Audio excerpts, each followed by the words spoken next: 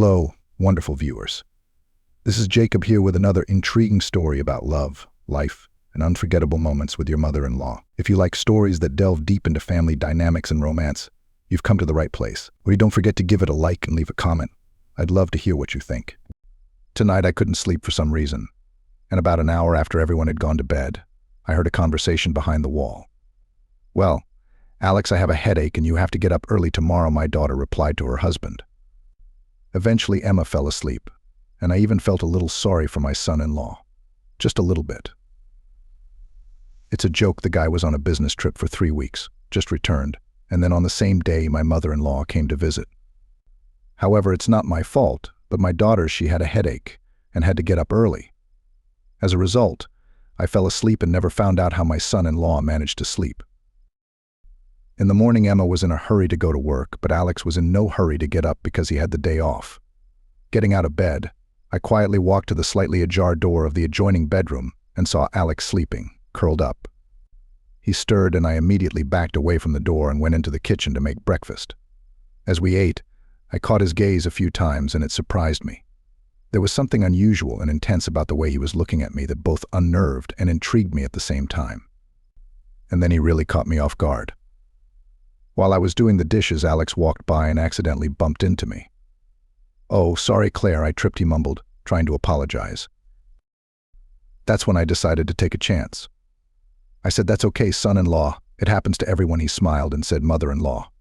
How about we have a little celebration while Emma is at work?" I couldn't resist and agreed. While my son-in-law ran to get a bottle of wine, I set the table. Alex brought 2 bottles. "Are you trying to get me drunk, son-in-law?" I joked. He only smiled crookedly and started pouring. We sat for a long time, talking about all sorts of things: our lives, his job, my experience raising Emma. He even asked me about my own marriage to Emma's father, and we laughed a few times about old stories. Then he started complaining about my daughter. He said he came home from a business trip and wasn't even greeted. He came back, but in the evening Emma told him she had to get up early. I could see how upset he was. He had tried so hard to be the perfect husband, but he felt unappreciated. Anyway, I hugged my son-in-law and comforted him a little. It made me sad to see him like that, and I realized that my daughter was wrong. We had a good time, but it was time to call it a day. Emma would be home from work soon. The next day, history repeated itself. To make a long story short, my son-in-law and I became good friends. When my daughter left for work, we were already preparing another holiday. One day, as we were sitting together, Alex talked about how he sometimes felt completely alone, as if no one understood him. He said that he had always admired me not only as a mother-in-law, but also as a person, and that he felt more comfortable with me than with anyone else. I listened, nodding as he poured out his heart, and felt a connection between us that was hard to ignore. It was a strange but comforting feeling. We were 2 people who understood each other in a world that often seemed indifferent. The days flew by, and soon it was time for me to leave, but I decided I would stay with Emma longer this time. Moreover, I planned to visit them more often. It's boring at home alone, and it's more fun here with my son-in-law. One night we decided to cook dinner together. We laughed as we tried to follow the recipe and made a real mess in the kitchen. There was flour everywhere, and Alex even playfully smeared some on my nose. We ended up eating in the living room, surrounded by the mess we had made, and I couldn't remember the last time I had so much fun. Another day, Alex suggested we go for a walk. We ended up walking around the neighborhood, talking about everything and nothing. He told me about his dreams, his fears, and even some secrets he never shared with anyone. It made me feel good that he was so trustworthy, that he could confide in someone. We sat on a park bench for a long time, admiring the sunset, and I realized how much I enjoyed his company. It wasn't just that we were having fun, but that there was a real connection between us. The important thing was that Emma didn't find out. I knew that what we were doing, spending so much time together, getting closer, was dangerous. But I couldn't help it. I loved being around Alex, and I felt like he needed me. And maybe I needed him, too. One weekend, we decided to take a little trip. Alex suggested we go to a nearby lake that he had always loved. It was a beautiful place with clear blue water surrounded by trees. We packed a picnic and, sitting on a blanket by the water, talked for a few hours. The conversation flowed naturally, and I talked about my past, which I hadn't thought about in years. Alex listened attentively, his eyes stayed fixed on mine, and I felt an even deeper connection between us. The sun began to set, coloring the sky in bright shades of orange and pink, and for a moment everything seemed perfect.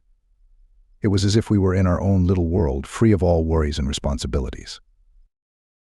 After we finished the picnic, Alex suggested we go swimming. I hesitated at first, but the warmth of the day and the playful look in his eyes convinced me. We waded into the cool water, splashing each other and laughing like children. It felt so good to let go of my inhibitions and just enjoy the moment. When we finally got out of the water, we wrapped ourselves in towels and sat next to each other, sharing the warmth. Our eyes met and I felt a jolt of something I couldn't put a name to. It was exciting and scary at the same time. Over the next week, I felt Alex growing more and more attached to our time together. He began to find more and more reasons for us to spend time alone together. One afternoon, while Emma was still at work, he suggested we watch a movie together. We settled on a romantic comedy, and as we sat on the couch, I could feel the tension building between us. There were moments when our hands touched, but neither of us pulled away. When the movie ended, I realized how close we had become, both physically and emotionally. We hadn't crossed that line yet, but I could feel it coming and realized that letting it happen would be very easy. There was another night when Alex cooked dinner for us. He insisted that I relax while he prepared everything, and I watched him move around the kitchen, clearly wanting to impress me. He was charming and attentive, and I blushed at his compliments. When dinner was ready, we sat across from each other, and the candlelight gave the atmosphere an unexpected intimacy. We lingered at the table long after the meal was over, talking quietly and telling each other more and more about ourselves. He talked about his disappointments, not just in his relationship with Emma, but in life in general. I listened to him, offering whatever comfort I could, and it struck me how much he needed someone who truly understood him. On one of the last days of my extended stay, Alex caught me off guard with a small gift. It was a beautiful necklace, simple but elegant. He said it reminded him of me, and I was touched by the gesture. I knew I should have refused, that accepting it would have blurred the lines even more, but I couldn't bring myself to do it. The way he looked at me when he gave me the gift made my heart sink. It wasn't just the gift, it was his thoughts, the care with which he chose what he thought I should like. I knew what we were doing was risky, but I also knew that I hadn't felt so alive in a long time. When I finally left, it was bittersweet on my soul. I hugged Alex a little longer than I should have, and when he whispered that he would miss me, I knew he meant it. I promised I'd come again soon, and as I drove away, I felt a mixture of emotions: guilt, excitement, fear, and something else I wasn't ready to put a name to. The truth was that Alex had become very dear to me, and while I knew it was wrong, I also knew that I couldn't give up on him completely. Not yet.